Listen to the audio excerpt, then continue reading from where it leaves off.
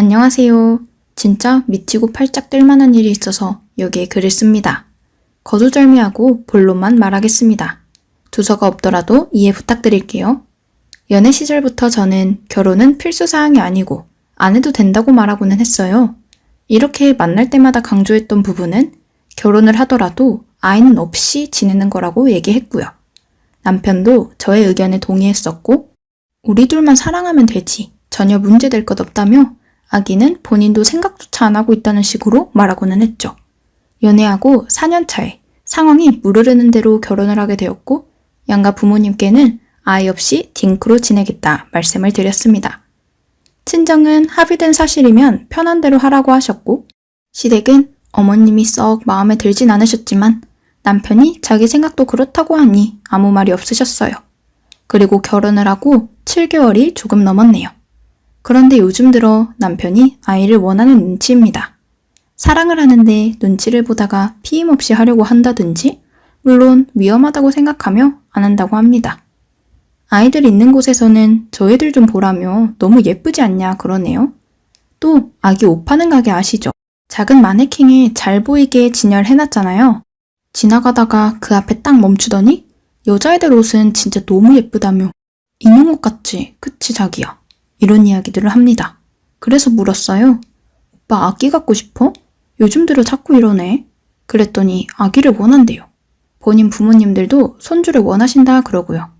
전 애초에 아기 생각 없다고 이야기했고 본인도 동의했으면서 이제 와서 이러는 거 너무 어이없어요. 아이를 갖는다는 마음이 손바닥 뒤집듯이 쉬운 것도 아니고 나는 전혀 생각이 없습니다. 하다못해 TV를 봐도 스트레스를 줍니다. 일요일 예능에 아빠가 아이들을 케어하는 프로그램을 보면서 아기가 있으면 자기도 저렇게 잘 할 수 있다며 저드는 앞에서 호기롭게 이야기를 합니다. 하루는 시댁에 갔는데 어머님의 친구 손주가 너무 이쁘더라. 재롱에 시간 가는 줄 몰랐다는 등의 이야기를 하시더라고요. 제 앞에서 그런 이야기를 하시는 것도 조금 불편해서 자리를 피하려고 하는데 남편이 옆에 오더니 엄마가 자꾸 그런 이야기로 스트레스 주면 더 아이가 안 생겨. 그냥 모른 척하고 기다리세요. 라고 말을 하는 거예요. 너무 황당하고 어이가 없었죠. 집에 와서 따지고 들었더니 손주를 부러워하시는 부모님이 너무 안쓰러워서 그냥 대충 둘러댄 거라고 하더라고요. 나 원참 그럴수록 희망 고문을 하면 안 되는 거 아닌가요? 그러더니 아니나 다를까 그 뒤부터는 어머님이 수시로 전화 오셔서 혹시 아기 가질 생각은 없냐고 물어보십니다. 몇 번 대응을 하다가 차단한 상태고요. 뭐라고 이야기를 해야 할까요? 전 정말 낳을 생각이 하나도 없고 제 일을 계속 하고 싶습니다. 또 육아는 좀 힘든가요? 지금이요, 넌 낳기만 해라. 내가 다 키울게. 모르지만 낳고 나면 뒤치다꺼리 다 제가 할 것 뻔히 보이고 주변 친구들 보면 헬 육아에 힘들어하는 거 한두 명이 아닙니다. 제 몸 망가지는 것도 싫고 출산도 싫었어요. 결혼하면 애가 어쩌겠어 하는 마음으로 대충 제 비위를 맞춰주는 척 하다가 지금 와서 본색을 드러내는 것 같아 괘씸하기도 하고 제 뜻을 뻔히 알면서 자꾸 마음을 떠보니 진짜 미칠 노릇이네요. TV며 길거리를 다닐 때며 아이들만 있으면 은근히 얘들이 예쁘다고 떠보는데요. 정말 어떻게 해야 할까요? 조언 부탁드립니다. 추가합니다. 댓글 다 읽었습니다. 남편은 한 번도 딩크라 생각하고 산 적이 없다. 라는 글을 보니 정말 열이 올랐습니다. 시술하라는 댓글을 읽고 점검 전에 제가 시술하겠다니 발쩍 뛰며 안 된다고 하네요. 그러길래 그럼 오빠가 시술하라고 했더니 왜 본인이 시술을 하냐고 계속 화를 냅니다. 말을 하다가 끝내 뺨 한 대를 맞았습니다. 네가 언제까지 젊은 것 같다면서 씩씩대더니 손찌검을 해서 미안하다 생각 좀 하고 온다면서 나갔습니다.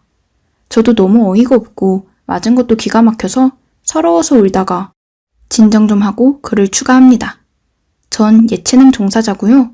너무 다행스럽게도 수입이 꽤 들어오고 있어서 남편과 거의 비슷하거나 제가 더 버는 날도 있습니다.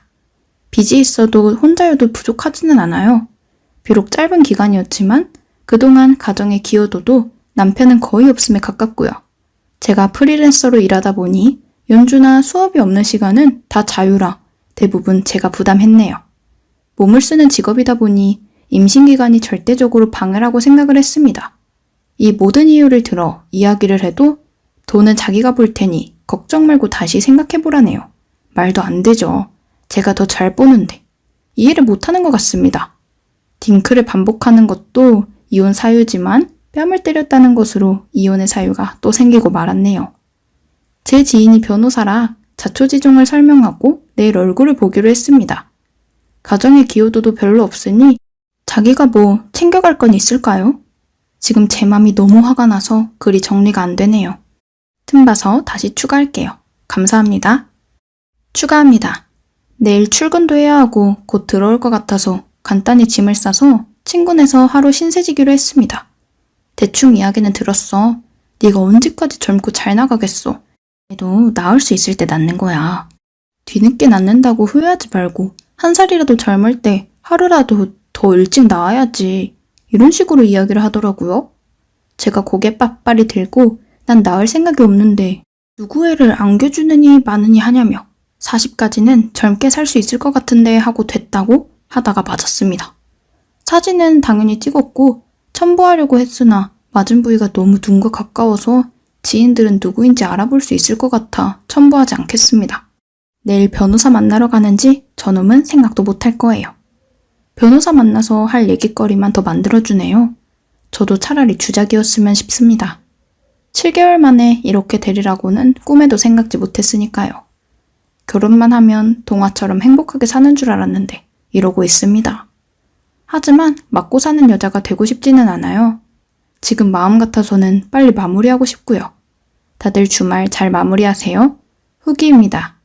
기억하는 분이 계실지 모르겠지만 2년 전 글 썼던 사람입니다. 벌써 많은 시간이 흘렀네요. 저는 이혼을 했고 많은 분들이 염려해주신 덕분에 나름 깔끔하게 이혼했다고 생각을 합니다. 오랜 시간 얽히고 싶지도 않아서 길게 이것저것 재고 따지지도 않았고 차라리 손해를 보더라도 오래 생각하기 싫어 그냥 최대한 빠르게 마무리를 했습니다. 마음먹으니 이혼은 정말 아무것도 아니었습니다. 그 당시 저는 진단서부터 발급받았고 최대한 만나지 않으려고 했어요. 언제 돌변해서 폭력을 휘두른 남자 역시 한번 본성을 보이니 술 먹고 집 앞에 찾아와서 행패를 부리더라고요. 차라리 7개월 만에 안 게 다행이고 혹시라도 말에 홀려 아기라도 안 가진 게 다행이다 싶었죠. 저를 때렸다는 것 자체에 정이 다 떨어졌기 때문에 오히려 이별이 더 쉬웠습니다.